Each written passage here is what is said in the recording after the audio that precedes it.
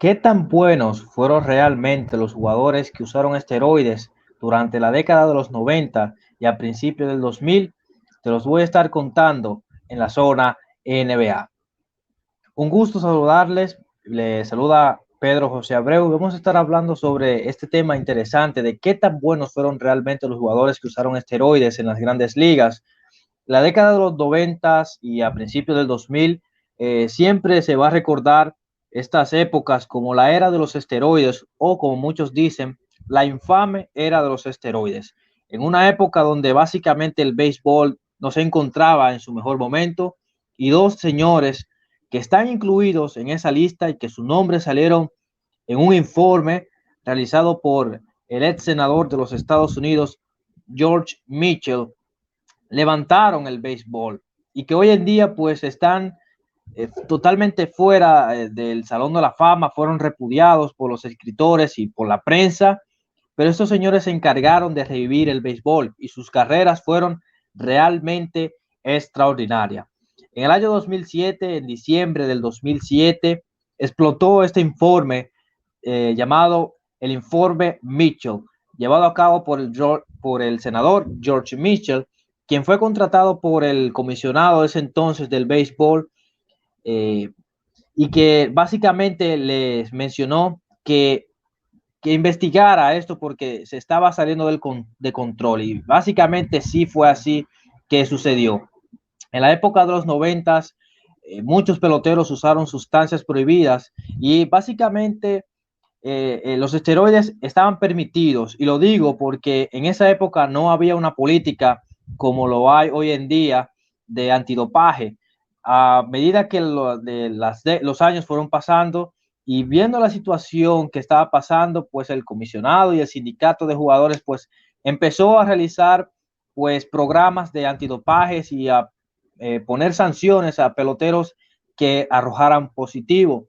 Hoy en día un pelotero que arroja positivo pues se pierde la mitad de una temporada y puede perderse la postemporada, y si da positivo en varias ocasiones pues sencillamente es suspendido por una temporada completa.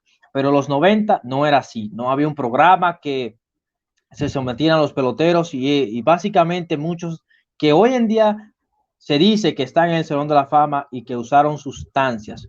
Pero en este informe salen a relucir 90 nombres de peloteros que arrojaron positivo a dopaje, o más bien fueron sospechosos de usar sustancias prohibidas. A muchos no se le comprobó nada, pero sencillamente habían rumores y personas que decían que sí, que esa persona llegó a utilizar sustancias, y sus nombres se encuentran en esta lista. Cabe destacar que son 90 peloteros, ya uno puede determinar que son peloteros de cualquier tipo de rango, ¿no? Peloteros superestrellas, peloteros estrellas, o que sencillamente fueron peloteros que pasaron sin pena y sin gloria en el béisbol. Pero los nombres que están aquí es lo que más llama la atención. Peloteros como realmente Barry Bonds, que conectó 762 cuadrangulares en su carrera y que en sus primeros años no solamente era un bateador de poder, como será recordado, ese hombre de San Francisco, formido. No, no, en los Piratas era todo lo contrario, era un jugador delgado, pero que tenía una fuerza descomunal y que también tenía habilidades corriendo las bases. Barry Bonds fue a 14 partidos de estrellas, 7 premios MVP, 8 guantes de oro. Este señor fue una mega estrella en el béisbol, y en mi opinión personal sí fue realmente bueno Barry Bonds. En su carrera se robó más de 500 bases. O sea, no estamos hablando de un pelotero que solamente conectaba cuadrangulares. No, no, no, no, no. Era un pelotero que también movía muy bien sus piernas. En una temporada tuvo un récord de más jonrones, que conectó 73 en una sola temporada. Eso es un récord que se ha quebrado. Muy difícil que algún pelotero pues quiebre esa marca. Otro pelotero que está en esta lista y que fue un lanzador dominante, apodado el cohete, fue Roger Clemens. Roger Clemens, un pelotero de larga data, 24 temporadas en grandes ligas, tuvo una marca de por vida de 354 victorias y 184 derrotas, efectividad de 3.12, 4,000 ponches, 4,672 para ser exactos. Pero este señor ganó 2 triples coronas de picheo con los Azulejos de Toronto. Tiene el premio de más sayón para un lanzador con 7. Eso es algo que muy imposible que otro lanzador lo haga. 11 partidos de estrellas, 4 veces el líder de victorias de las grandes ligas, y podemos seguir mencionando récords, pero este señor sencillamente era un extraordinario lanzador.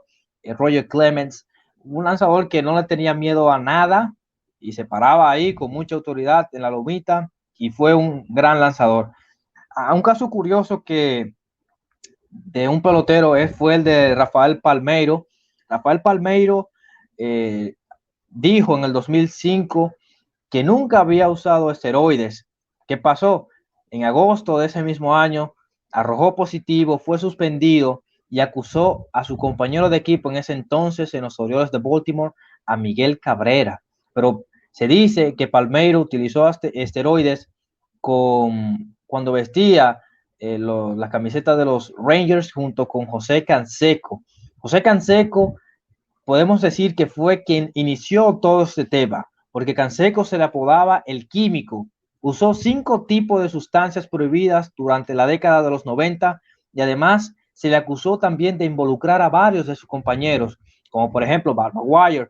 Maguire, un pelotero que desde que llegó a grandes ligas demostró su poder. En su primer año de novato, en el 87, conectó 50 cuadrangulares, marca que fue rota o quebrada en el 2017 por Aaron Judge, que conectó 52, y más tarde llegó Pete Alonso, el oso polar de los Mets de Nueva York, y quien tiene el récord actualmente de más cuadrangulares para un novato con 53.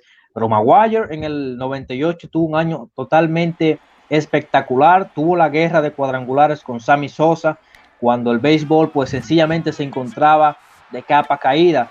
Este señor junto con Sammy se encargaron de levantar este hermoso deporte, y que en el año 98, en un partido contra los Cachorros de Chicago precisamente, quebró la marca de Roger Maris, y en ese momento se convertía en el rey de cuadrangular. En ese año terminó conectando 70 cuadrangulares, siendo un récord hasta que vino Barry Bonds y conectó 73 en el año 2003. O sea que esos señores sencillamente marcaron un hito en el béisbol, y que son o que fueron realmente grandes jugadores que se vieron manchadas sus carreras por el uso de sustancias prohibidas. Un pelotero que está en este informe, pero que sí admitió haber usado sustancias en su etapa con los Vigilantes de Texas, fue Alex Rodríguez. Pero Alex Rodríguez es un jugador que, a pesar de sus números espectaculares, que debería de estar sí o sí en el Salón de la Fama, este señor se ganó el repudio temprano en su carrera, por la prensa, por su estilo de fanfarrón, que le importaba más su imagen que el juego. Un jugador que se veía que no era auténtico, así lo llamaban a él. Era un jugador, una persona que no era auténtica, no era original.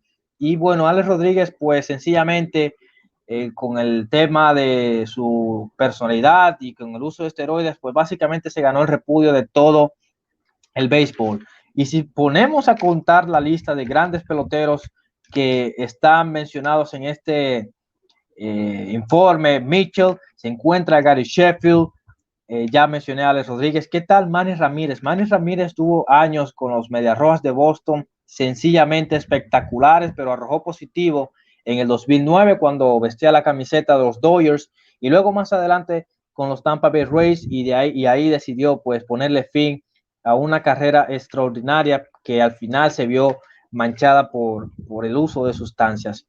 Andy Pettitte, lanzador zurdo de los Yankees de Nueva York, sencillamente fue un lanzador dominante con los Yankees. Su número está retirado en el Yankee Stadium, pero este señor fue parte de ese dinastía Yankees en la década de los 90, principios del 2000, donde ellos dominaron el béisbol. Ahora bien, ¿qué opinan ustedes? ¿Realmente los señores peloteros que usaron esteroides fueron realmente buenos? En mi opinión, yo digo que hay algunos que sí, que fueron jugadores que dieron la talla y que tenían todo para llegar al Salón de la Fama, tenían el carril express, la alfombra roja, pero al final pues mancharon su carrera con este tipo de sustancias prohibidas y que lamentablemente es muy difícil que entren.